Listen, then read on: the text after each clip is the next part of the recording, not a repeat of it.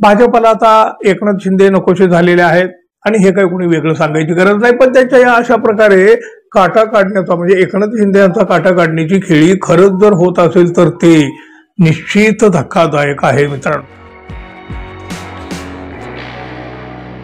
मित्र हो, नमस्कार.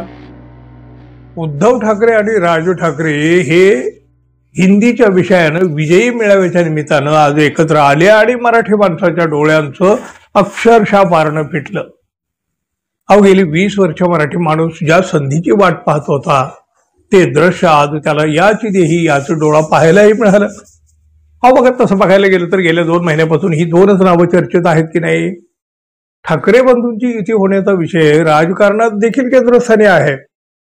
ठाकरे बंधूंच्या एकत्र येण्याची चर्चा सुरू असतानाच ते अचानकपणे देवेंद्र फडणवीस आणि राज ठाकरे यांची गुप्त भेट होते काय, बंद दाराआड चर्चा होते काय, आता या भेटीमध्ये काय झालं, काय चर्चा झाली, काय शिजलं, काहीही कोणालाही अजूनही समजलेलं नाही. त्यानंतर मात्र युती होण्याच्या आधीच हे 2 भाऊ ठाकरे बंधू आणखी परस्परापासून दूर जातील अशी परिस्थिती निर्माण झाली होती आणि त्यात हिंदी सक्तीचा विषय आला.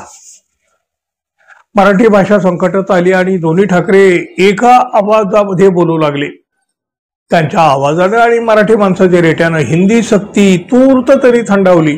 मित्रांनो, तूर्त तरी असं म्हटलंय मी, लक्षात घ्या. या मेळाव्याच्या निमित्तानं ठाकरे बंधू आज एकत्र आले, पण त्यांच्यामध्ये युती कधी होईल की नाही याची प्रतीक्षा तर कायम आहे, आशा मात्र निश्चित आहे. तेवढ्यातच MIMचे इम्तियाज जलील यांनी एक वेगळीच खळबळ उडवून दिली. अहो, उद्धव आणि राज ठाकरे यांना एकत्र आणण्याचा प्लॅन हा देवेंद्र फडणवीस यांचा प्लॅन आहे असं धक्कादायक विधान इम्तियाज जलील यांनी केलं. एकनाथ शिंदे यांना अडचणीत आणण्यासाठी फडणवीस यांचा हा प्रयत्न असल्याचंही त्यांचं म्हणणं आहे. जलील म्हणतात, देवेंद्र फडणवीसांना हे माहिती आहे की एकनाथ शिंदे यांनी मुख्यमंत्री पदासाठी उद्धव ठाकरे यांना सोडलेलं आहे. उद्या कुणीही मोठी ऑफर दिली तर एकनाथ शिंदे पुन्हा जागा देऊ शकतात. त्यामुळं शिंदे यांना काबूत ठेवण्यासाठी आणि त्यांचा प्रभाव कमी करण्यासाठी देवेंद्र फडणवीस यांनी ठाकरे बंधूंना एकत्र आणण्याचा हा डाव खेळलेला आहे. ठाकरे बंधूंची एकी झाली तर याचा सर्वाधिक फटका शिंदे गटाला बसू शकतो, कारण त्यांचा मराठी मतदारांचा पाठिंबा कमकुवत होऊ शकतो. खरं तर बघा, ठाकरे बंधू एकत्र येऊ नयेत म्हणून देवेंद्र फडणवीस आणि एकनाथ शिंदे गट प्रयत्न करीत आहे असं म्हटलं जातं आणि या जलील यांनी मात्र एक वेगळं सांगितलं.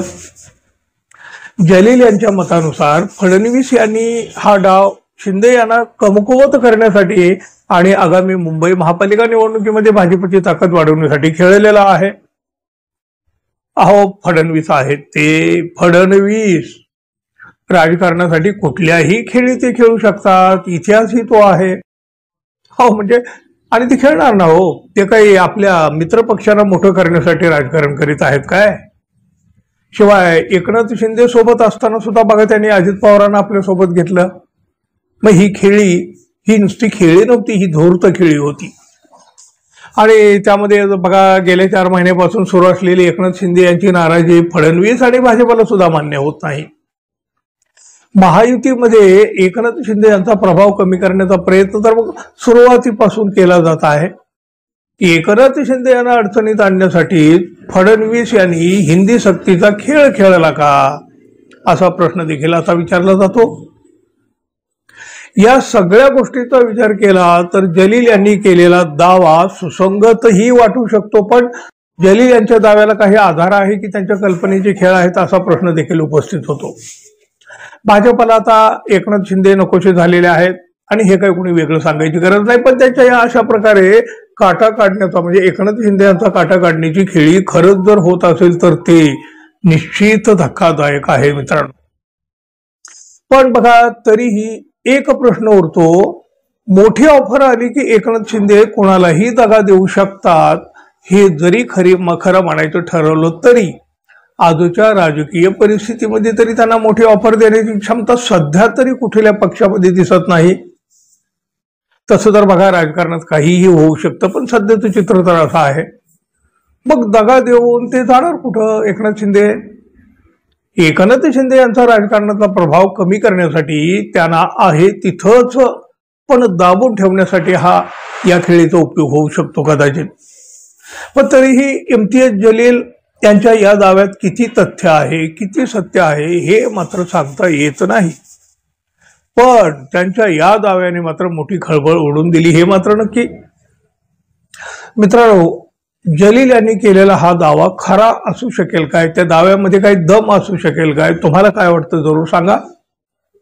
आणि आपण अजून आपल्या चॅनलला सबस्क्राईब केलं नसेल तर कृपया सबस्क्राईब करावं ही अपेक्षा तर आहे। धन्यवाद, पुन्हा भेटू, तोपर्यंत नमस्कार।